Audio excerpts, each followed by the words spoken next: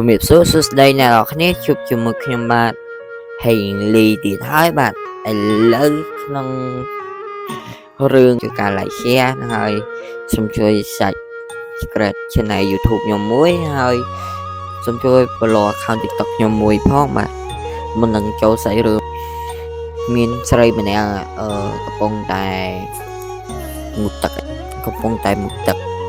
ហើយមុខទឹកហើយបែបថា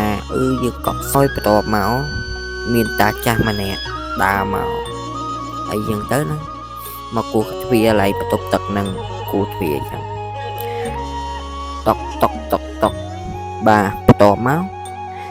នារីម្នាក់នោះខ្ញុំអញ្ចឹងអីចឹងទៅនេះយើងបែបថានៅបែបលក្ខណៈថានៅសុកគេគូទ្វារហ្នឹងណាគេអញ្ចឹងទៅបែបថាចៅឯងគេមកណែផ្លែតបាទគាត់ស្លៀកពាក់ចង់ពងអីចឹងចង់ពងមកក្រៅបន្ទាប់មកបាទពូម្នាក់ហ្នឹងធ្វើសកម្មភាពមលោបក្មេងស្រីហ្នឹងរោហ្មងបាទរោបែបលក្ខណៈរោចោះរើឡើងរោចោះធ្វើឡើង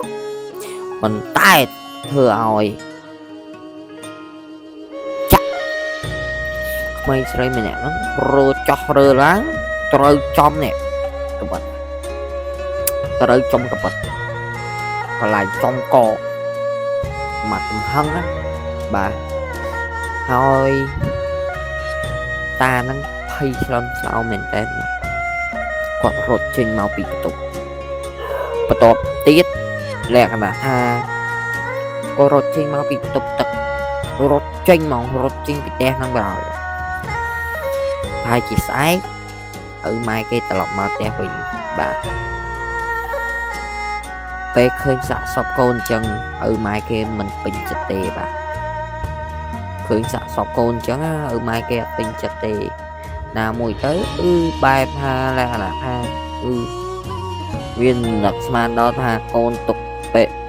ឲ្យកូននៅផ្ទះមួយថ្ងៃពីរថ្ងៃអីគឺលក្ខណៈថាត្រូវអញ្ចឹងអីចឹងទៅគ្នាយើងបាទហើយបន្តមកទៀតពូនឹងត្រូវបានរត់គេចខ្លួនបាទរត់គេចខ្លួនបាទហើយក្មេងស្រីម្នាក់ហ្នឹងជាវិញ្ញាណមួយដែលថាអាក្រក់មែនតើអ្នកផ្ទះហ្នឹងនៅអត់បានសុខទេនៅអត់បានសុខតាមម្ដងមកបញ្ញាក់ឃើញនេះឃើញនោះឃើញក្មេងស្រីនោះហូតបាទឃើញហាចាមកចឹងទៅណាគ្នាយើងបាទគេហាចាមកឲ្យបបឡាយថាពូមួយបានមកខេត្តហ្នឹងបាទរហូតដល់ពូនឹងបានមកខេត្តហ្នឹងអីចឹងទៅគាត់បែបលក្ខណៈមិនដេញអីចឹងទៅបាទក៏គាត់ដើរចឹងទៅមានក្មេងស្រីម្នាក់យំកតាស់ផ្លូវនៅមុខផ្ទះកន្លែងផ្ទះសពហ្នឹងបាទមានយំមែនតែនពូនឹងក៏ជប់ឡានអីចឹងទៅបែបថាងាកមកវ៉ាចុយម៉ាយអាណាកុំមកផុយមុខម៉ែក្បាលប៉ិនកជើបងប្អូនបាទក្បាលប៉ិនកជើមែនតែនរហូតពូនឹងទៅជិះឡានទៅបុកបកោភ្លឹងបណ្ដោយស្លាប់បាទអរគុណអ្នកគ្នាស្ដាប់នៅរឿងនេះតាមភាគ1ណាបងបាទសូមជួយការ like share ម្នាក់មួយវីដេអូយើងមានតែប៉ុណ្្នឹងទេសូមអរគុណសូមជម្រាបលាបន្តទៅភាគ2ថ្ងៃស្អែក